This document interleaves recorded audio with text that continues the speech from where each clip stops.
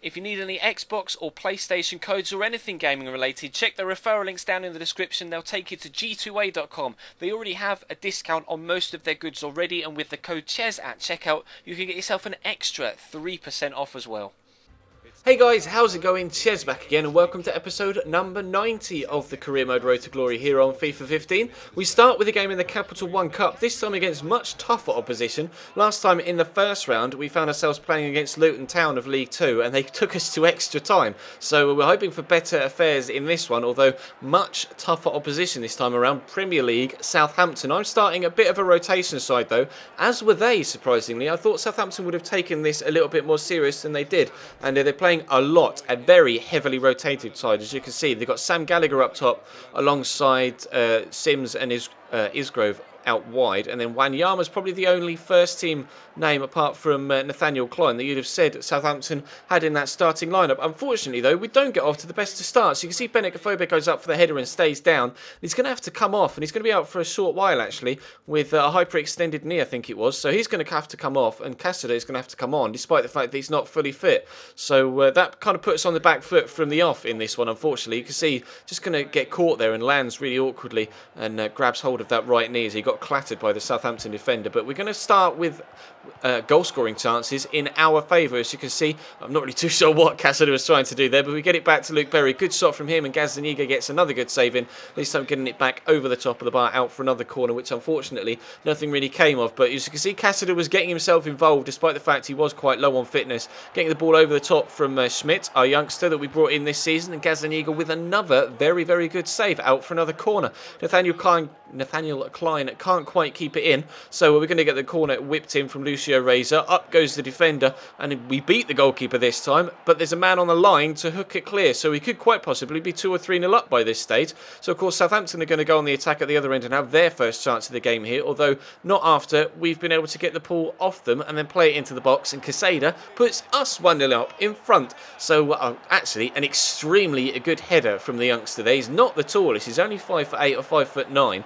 and the way he absolutely powered past those two defenders was really impressive. You'll see it from the replay. Perfect angle for it as well. The defenders are much taller than him, but he just powers past both of them in the air, and an extremely good header puts us 1-0 up. So like we said, we could have been 3 or 4-0 up, but at least we were in front. That was the most important thing. But Victor Wanyama was on the ball here, dinks it through, and unfortunately for us, Morozo, my defender, can't quite get his feet sorted out. But on the flip side of that, luckily for us, Isgrove fluffs his chance. So we stay 1-0 in front, but Southampton are having a very, very strong second half so far. Isgrove stands this up to Gallagher in the middle, unable to win the first header, or he isn't able to properly win the first header, but shows the presence of mind to flick the rebound back to a teammate to put into an empty net to make it 1-1. Very clever goal from Southampton there, and they brought on Morgan Schneidlin in the second half to try and break me down. They also brought on Wilfred Boney as well in the second half. We're going to have a chance here. Cassidy's in behind, tries to slot it into the bottom corner, but again, an extremely good save by Gazzaniga. It keeps it out, and we stay on level terms. So Victor Wanyama gets it up to Wilfred Boney, the substitute here. Not really got too much on. Then a random lob through ball gets it all the way to Morgan Schneidlin. Completely beats not only my defensive line, but the two midfielders that between him as well. And Southampton get themselves a 2-1 lead in the 88th minute. Just that random ball, he's got so many players between him, but somehow picks out Schneidlin perfectly, and a good finish from the Frenchman gives Southampton a 2-1 lead and a 2-1 win as well. So unfortunately we find ourselves knocked out of the Capital One Cup. I would have preferred a cup run, to be completely honest, because the prize money would have come in handy by the time we get to the January transfer window, but unfortunately we're denied that opportunity by a decent performance from Southampton. Very, very good defensively with their goalkeeper, and obviously they had to rely on the two first-team players to come off the bench to change the game, but they did change the game, so fair play to Southampton, and the manager made the right changes at the right time and was able to get the result. But we come into this game against Norwich, obviously the side that one of the sides that have come up since the save began from the Championship to the Premier League, and hopefully we'll be able to get a decent result against them here in the fourth season.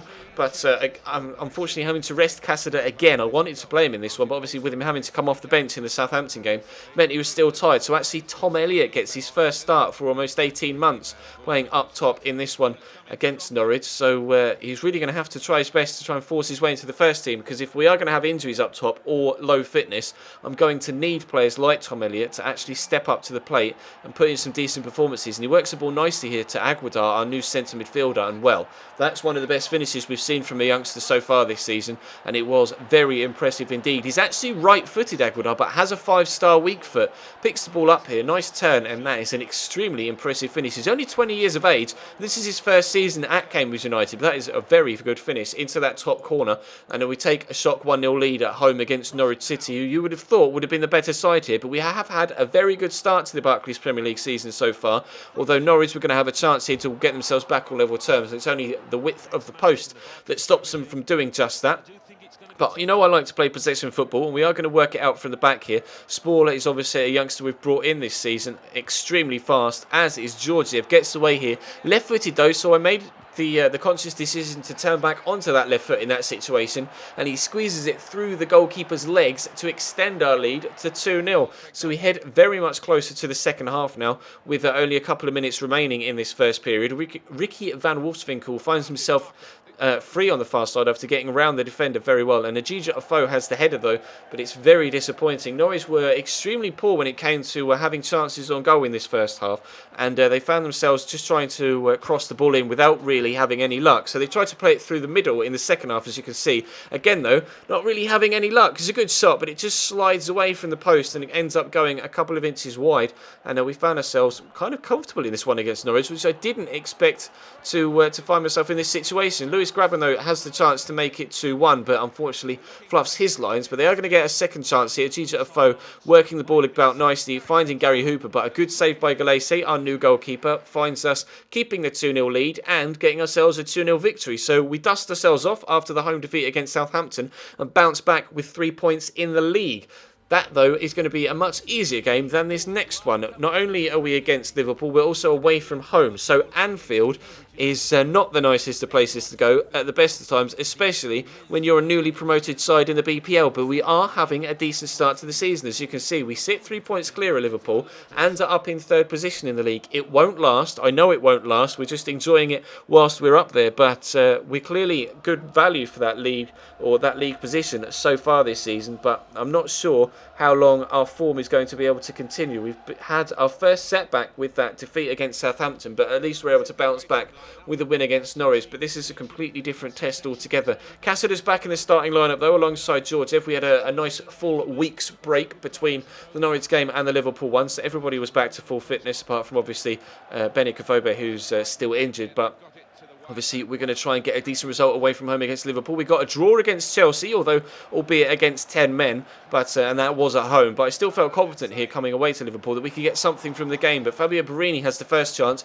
with a header that went just wide, and they were going to dominate the opening few minutes here, Liverpool. As you can see, coming forward again, Joe Allen finds Fabio Borini. Nice turn to get it back to the Welshman at 1-2 with Borini. And already too saw how the ball went back that way after the save from Galese. He was diving up to his left, and the ball went quite sharply to the right, but regardless, he kept it out, and that's the most important thing. Asaidi with the cross in. We get it away initially, but they're going to find it back to Sterling here. Good pace to get away and a good turn. Nice left-footed shot, and again, the defender comes up with a block. Nice one this time from Lucio Cardosa, our new centre-back. We've got quite a few new signings this season, and they all seem to be playing quite well for us, so I'm pleased with that. But Jordan Henderson gets the ball down, and really well-worked goal there. Great first touch to get it under control. Has the presence of mind to then quickly turn the defender and side-foot it into the back of the net. So 49 minutes in, we find ourselves 1-0 down at Anfield, and probably Liverpool were quite good value for that lead, unfortunately, but we're going to try and get ourselves back in it if we can. Georgiev working it across to Cassida, who is going to try and work the ball past Sacco if he can, but can't really find a way past, so finds Aguadar. Had a good goal in the game against Norwich, but unfortunately this time a little bit further out on his favoured foot of his right hand side, but not able to find the top corner. So Jordan Henderson stands the ball up here for Asaidi. We can't seem to get it away properly. 3 men find themselves on the floor, 2 still on the floor as the ball drops out wide, or out deep to Coutinho here. Good turn from Borini, gets it into Joe Allen, and he flashes the ball past the near post. That's twice now Joe Allen's had a good opportunity in this game to score Liverpool a goal. We stay 1-0 down though, but trying to get ourselves an equaliser here if we can. Sport Lawler goes on a brilliant run, and that shot is so close to getting an equaliser, but he just flashes past the post the same way that Joannens did moments ago. And unfortunately, that's going to bring our first defeat in the Barclays Premier League this season. Arguably our toughest test so far, because obviously Chelsea went down to 10 men, and we were able to get a point against them. So Liverpool actually leapfrog us in the league on goals scored. We've had exactly the same results, as you can see, 4 wins, 2 draws and a defeat, but goal difference is exactly the same, but they've scored 9 and we've scored 8. So we're not necessarily scoring a lot of goals, we're just not conceding a lot either, which is good so far. Proves that our defensive capabilities in the BPL so far are very, very good, but we've still yet to play many of the big sides. We've had Liverpool and Chelsea so far. We've lost one and been lucky to get a point in the other one. So I'm not sure how this season's going to go, but we'll take 5th place for now, 7 games in. But obviously with 31 still to play, it could go anyway this season. Not really too sure how it's going to go. But we've got a nice gap between ourselves and the relegation zone already, with Derby in 18th, so not bottom, and they're only on 2 points. So I don't think I scrolled down to the bottom here, but I might do that in the next few episodes, just to keep an eye on what's going on in the relegation zone, because that's obviously the target that the board set us at the beginning of the season, was to avoid relegation. So that is our main aim this year, and so far we're on target to achieve that main aim. So hopefully you guys are enjoying this series so far. It seems to be getting a little bit more popular now that we're in the Barclays Premier League, which is fantastic. Pleased that that's the case, because this is my most fun series to record. So I'm glad that having stuck with it for almost 100 episodes, finally it seems to be gathering some momentum. But that is all for today's episode. So thank you very much for watching. Drop the video a like if you enjoyed, subscribe if you haven't already, check the channel page for anything you may have missed over the past few days, and I will see you next time.